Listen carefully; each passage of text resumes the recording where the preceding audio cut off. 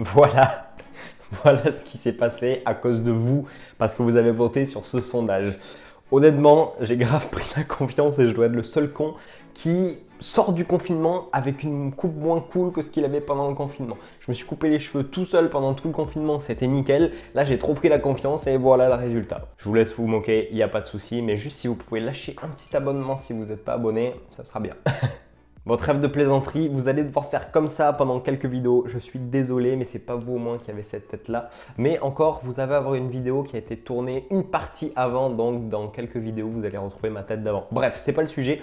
Aujourd'hui, on fait une vidéo à l'ancienne parce que la dernière que j'ai faite, où juste je parlais de sujets comme je faisais avant, vous a énormément plu. Donc je me suis dit que j'allais refaire la même chose. Je vous ai mis un sticker question sur Instagram et je me suis dit que j'allais répondre à peu près, allez, 6-7 questions pour pas que la vidéo soit trop longue. Donc c'est parti, je vais sortir mon téléphone, je vais aller voir les questions que vous m'avez posées et on va répondre à ça. Alors la première question, c'est une question de Samuel qui nous demande combien de temps faut-il pratiquer le street workout avant de pouvoir caler des figures propres. Alors Samuel, pour répondre à ta question qui est vachement intéressante, j'ai envie de te dire que ça dépend vraiment de ton niveau de base. Si tu es quelqu'un qui s'entraîne en musculation et qui se met du jour au lendemain au street workout, peut-être que tu auras déjà des figures que tu pourras maîtriser. Si par contre tu n'as jamais fait de sport du tout, tu devras d'abord passer par du renforcement musculaire. Donc je ne pourrais pas te donner une durée vraiment précise. La seule chose que je peux te dire, c'est que moi j'ai dû mettre quelque chose comme peut-être 6 mois avant de passer mes premières figures. Bon après tu avais vu peut-être la vidéo que je remets juste ici où je parlais du street workout, mais ces figures là ça a été un petit peu plus rapide, mais sinon pour commencer à avoir des figures assez stylées, environ 6 mois je pense. Deuxième question de Grégory qui nous demande combien de protéines peut-on ingérer toutes les heures sans qu'elles se transforment en graisse. Alors Grégory, j'ai pas trop compris ta question parce que pour qu'un aliment se transforme en graisse, il faut que ça soit en surplus du coup sur ton alimentation. Donc pour prendre du gras en fait, il faut que tu sois en surplus énergétique sur l'ensemble de la journée, que ce soit avec des protéines, avec des glucides, avec les lipides, c'est à peu près la même chose. Alors peut-être que tu me demandais plutôt comment prendre ces protéines au niveau de la journée, j'ai pas bien compris ta question. En tout cas, je vais essayer de répondre aux deux, comme ça sera ok. Tu prendras du gras avec des protéines uniquement si c'est avec les protéines que tu vas être en surplus énergétique. Donc là, ouais, on pourra dire à ce moment-là que ce sont les protéines qui t'ont fait prendre du gras, pardon. Sinon, si tu me demandes à peu près le temps qu'il faut pour prendre des protéines, enfin on va dire la fréquence, tu n'es pas obligé de prendre des protéines toutes les heures sous peine de perdre de la masse musculaire. 3 repas minimum on va dire et plus te permettront sans souci de pouvoir atteindre ton quota de protéines sur la journée. Après je rappelle, c'est entre 1,6 et 1,8 g par kilo de poids de corps. Troisième question de Anaïs qui nous demande si on dépasse le taux de protéines, c'est pas grave. Je suis parti avec 1,6 g par kilo de poids de corps. Alors Anaïs, non, c'est pas du tout grave. Après, forcément, dans les limites du raisonnable, si tu me dis que tu as 3 g de protéines par jour, forcément, il peut y avoir des soucis sur le long terme. Par contre, au niveau des études scientifiques que j'ai pu lire, jusqu'à je crois que j'avais lu pour 2,2 grammes et peut-être au-dessus, je ne saurais pas exactement te dire, mais il n'y avait absolument aucun risque. Donc si tu es entre 1,6 et 1,8, il n'y aura pas forcément de problème. Tu peux monter, on va dire, jusqu'à 2 grammes sans souci, mais bon, ça ne sert à rien au-dessus de 1,8. Ça a été prouvé déjà, 1,8, c'est vraiment l'échelle du dessus, donc ça ne sert à rien de le dépasser. En plus, les protéines, du coup, c'est ce qui coûte un petit peu le plus cher dans le commerce, donc dépense moins d'argent et tu seras quand même en très bonne santé.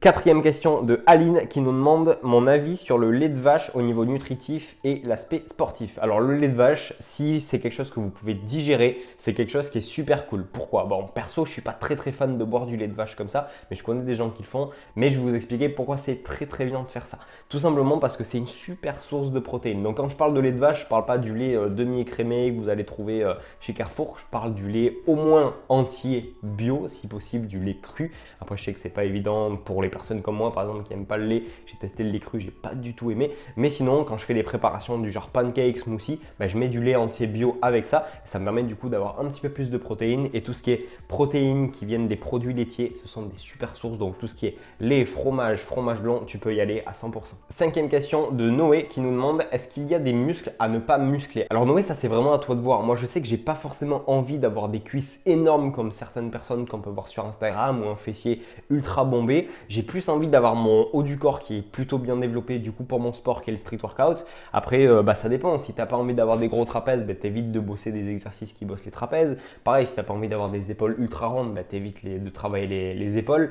Bref, je pourrais te donner plein d'exemples comme ça, mais en fait c'est toi qui fais ton corps comme tu le veux. Il suffit juste de mettre moins de volume d'entraînement sur les zones que tu veux moins muscler. Mais après, est-ce qu'il y a un muscle qu'il faut pas muscler parce que sinon peut-être au niveau postural etc ça va t'embêter? J'en ai pas connaissance en tout cas, donc je pense pas. Arthur qui nous demande pour moi quel est le meilleur site pour les compléments. Alors le meilleur site pour les compléments, je vais te décevoir en te donnant cette réponse Arthur, mais il n'y en a aucun. Moi j'estime qu'on n'a pas besoin de compléments pour être en bonne santé. À la limite, le seul complément que je peux vous conseiller, c'est la glycine si vous mangez pas forcément des parties de viande avec la partie gélatineuse. Si vous êtes plus, moi je sais que je suis plus sur steak haché bio, je suis plus sur du poulet, donc forcément l'espèce de gélatine qu'on va avoir avec des pièces de bœuf par exemple qui sont pas transformées, moi je l'ai pas. Donc ce que je fais, c'est que je saupoudre un petit peu de glycine ou de collagène, c'est la même chose si vous trouvez l'un ou l'autre, j'en saupoudre directement sur ma viande pour apporter comme s'il y avait cette partie collagène.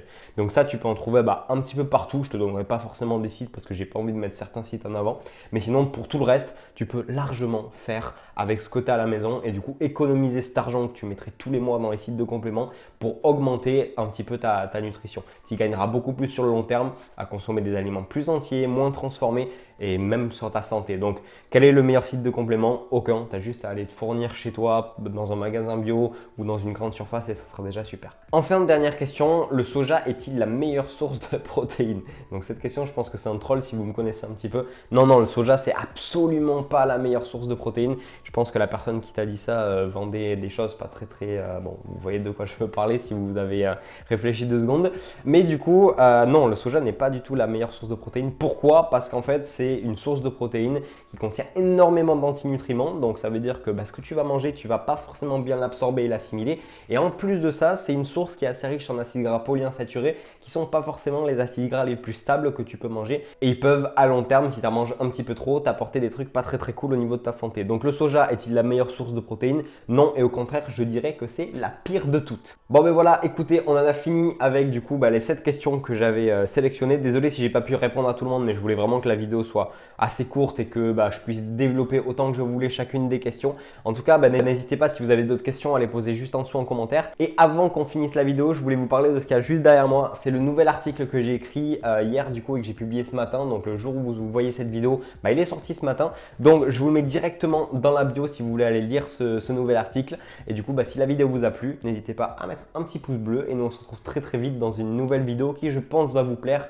On va faire une nouvelle vidéo défi. Ça arrivera soit vendredi, soit samedi. Je verrai à quelle date je la poste. Mais en tout cas, d'ici là, vous connaissez la musique. Prenez soin de vous.